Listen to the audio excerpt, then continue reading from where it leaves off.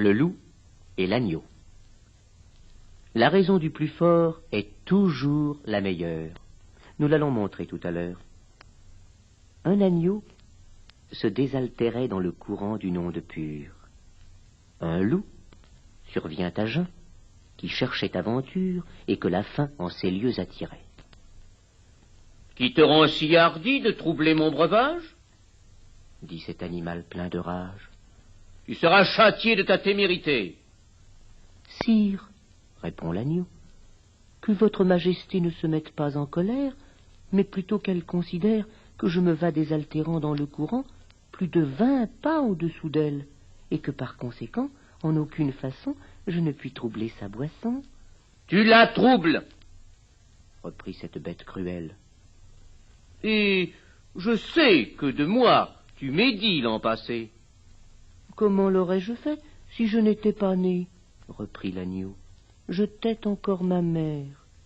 Si ce n'est toi, c'est donc ton frère. Je n'en ai point. C'est donc quelqu'un des tiens.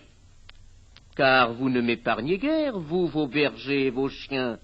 On me l'a dit. Il faut que je me venge. Là-dessus, au fond des forêts, le loup l'emporte, et puis le mange, sans autre forme de procès.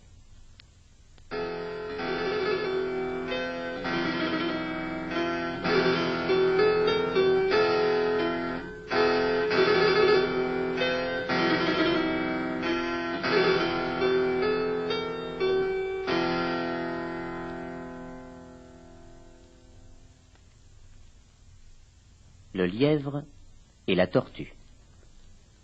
Rien ne sert de courir, il faut partir à point. Le lièvre et la tortue en sont un témoignage. Gageons, dit celle-ci, que vous n'atteindrez point sitôt que moi ce but. Sitôt? Êtes-vous sage? Répartit l'animal léger. Ma commère, il vous faut purger avec 4 grains d'aile les bords. Sage ou non, je parie encore. Ainsi fut fait, et de tous deux, on mit près du but les enjeux. Savoir quoi, ce n'est pas l'affaire, ni de quel juge l'on convainc. Notre lièvre n'avait que 4 pas à faire. J'entends de ceux qu'il fait lorsque, près d'être atteint, il s'éloigne des chiens, les renvoie aux calendes et leur fait arpenter les landes. Ayant, dis-je, du temps de reste pour brouter, pour dormir et pour écouter d'où vient le vent, il laisse la tortue aller son train de sénateur. Elle part, elle s'évertue, elle se hâte avec lenteur. Lui, cependant, méprise une telle victoire, tient la gageure à peu de gloire, croit qu'il va de son honneur de partir tard. Il broute, il se repose, il s'amuse à toute autre chose qu'à la gageure. À la fin, quand il vit que l'autre touchait presque au bout de la carrière, il partit comme un trait. Mais les élans qu'il fit furent vains. La tortue arriva la première.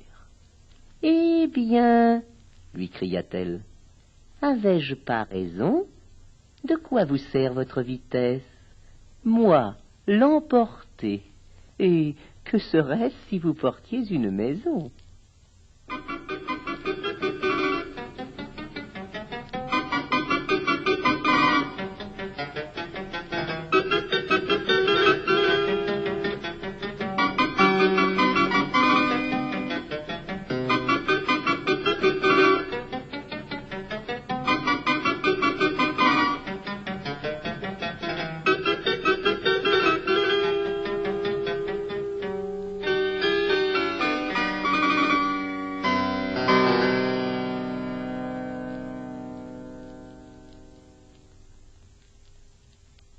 Le chêne et le roseau.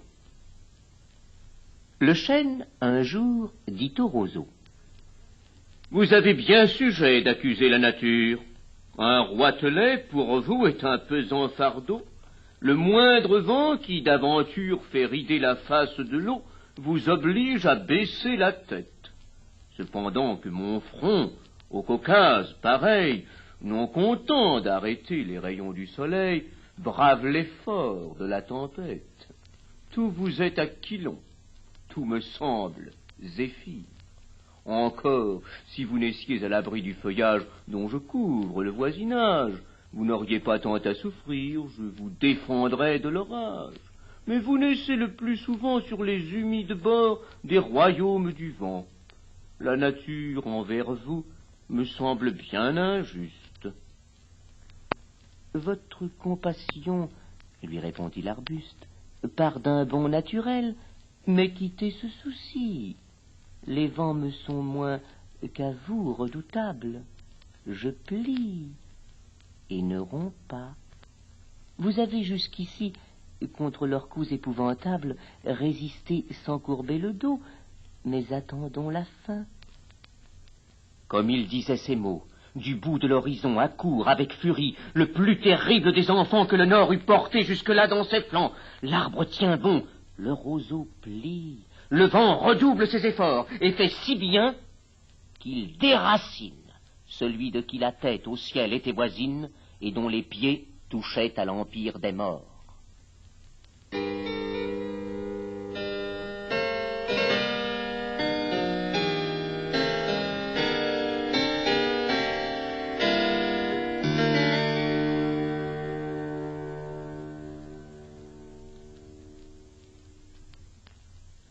Le corbeau et le renard. Maître Corbeau, sur un arbre perché, tenait en son bec un fromage. Maître Renard, par l'odeur à lécher, lui tint à peu près ce langage. « Et bonjour, monsieur du Corbeau, que vous êtes joli, que vous me semblez beau.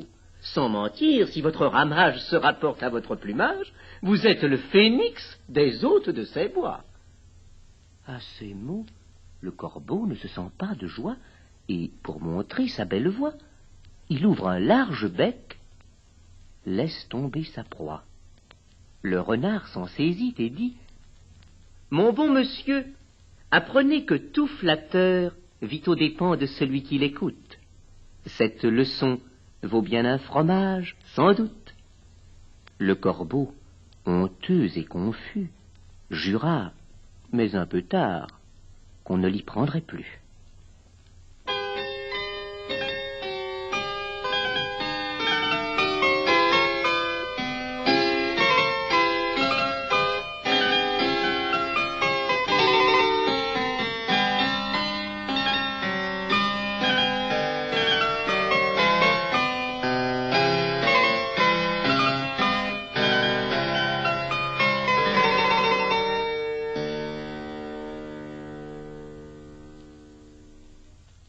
La grenouille qui veut se faire aussi grosse que le bœuf.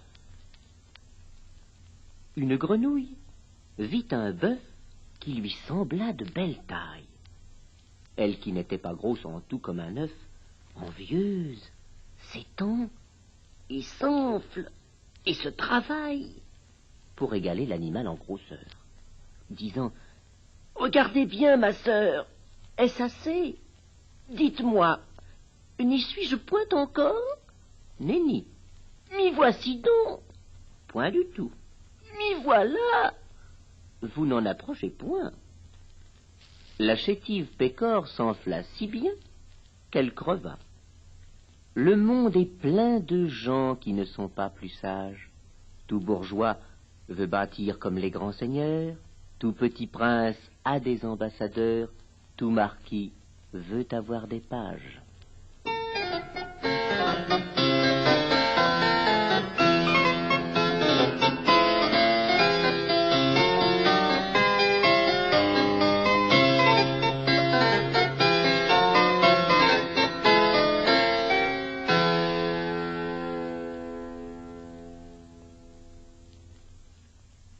La cigale et la fourmi.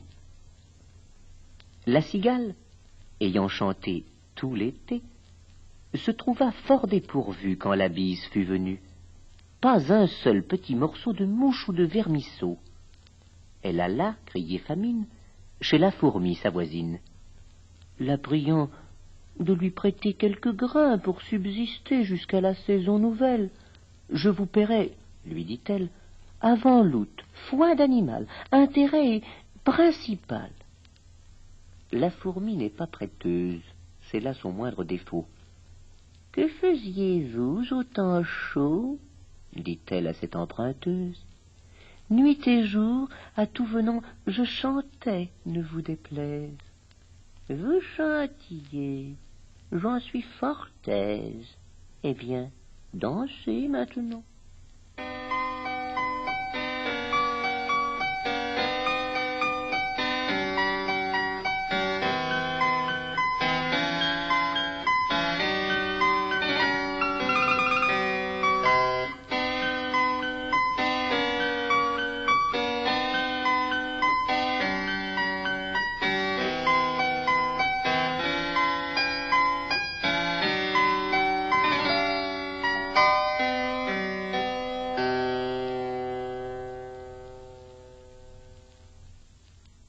Le chat, la belette et le petit lapin. Du palais d'un jeune lapin, Dame Belette un beau matin s'empara. C'est une rusée. Le maître étant absent, ce lui fut chose aisée. Elle porta chez lui ses pénates un jour qu'il était allé faire à l'aurore sa cour parmi le thym et la rosée. Après qu'il eut brouté, trotté, fait tous ses tours, Jeannot Lapin retourne au souterrain séjour. La belette avait mis le nez à la fenêtre. « Oh, dieux hospitaliers, que vois-je ici paraître ?»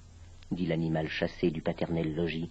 « Oh là, madame la belette, que l'on déloge sans trompette ou je vais avertir tous les rats du pays. » La dame au nez pointu répondit que la terre était au premier occupant. C'était un beau sujet de guerre qu'un logis où lui-même il n'entrait qu'en rampant. Et quand ce serait un royaume, je voudrais bien savoir, dit-elle, quelle loi on a pour toujours fait l'octroi à Jean, fils ou neveu de Pierre ou de Guillaume, plutôt qu'à Paul, plutôt qu'à moi. Jean Lapin allégua la coutume et l'usage.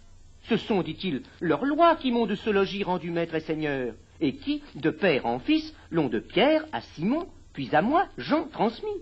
Le premier occupant, est-ce une loi plus sage? Or bien, sans crier davantage, rapportons-nous, dit-elle, à Ramina-Grobis. C'était un chat, vivant comme un dévot termite. Un chat faisant la chatte-mite. Un saint homme de chat, bien fourré, gros et gras. Arbitre expert sur tous les cas. Jean Lapin pour juge l'agrée. Les voilà tous deux arrivés devant sa majesté fourrée. Grippeminaud leur dit: « Mes enfants, approchez, approchez, je suis sourd. Les uns en sont la cause. » L'un et l'autre approcha, ne craignant nulle chose. Aussitôt qu'à portée il vit les contestants, Grippeminaud, le bon apôtre, jetant des deux côtés la griffe en même temps, mit les plaideurs d'accord en croquant l'un et l'autre. Ceci ressemble fort au débat qu'ont parfois se rapportant au roi.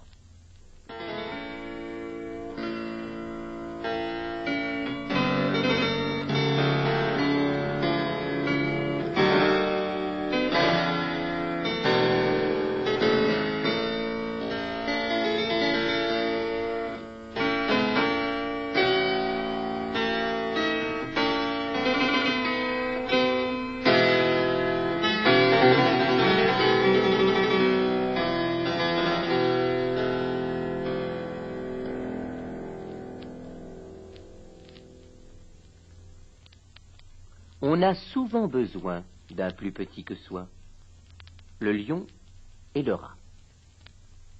Entre les pattes d'un lion, un rat sortit de terre assez à l'étourdi. Le roi des animaux, en cette occasion, montra ce qu'il était et lui donna la vie. Ce bienfait ne fut pas perdu. Quelqu'un aurait-il jamais cru qu'un lion d'un rat eût affaire? Cependant, il advint qu'au sortir des forêts, ce lion fut pris dans des rets dont ses rugissements ne le purent défaire. Sire Rat accourut et fit tant par ses dents qu'une maille rongée emporta tout l'ouvrage. Patience et longueur de temps font plus que force ni que rage.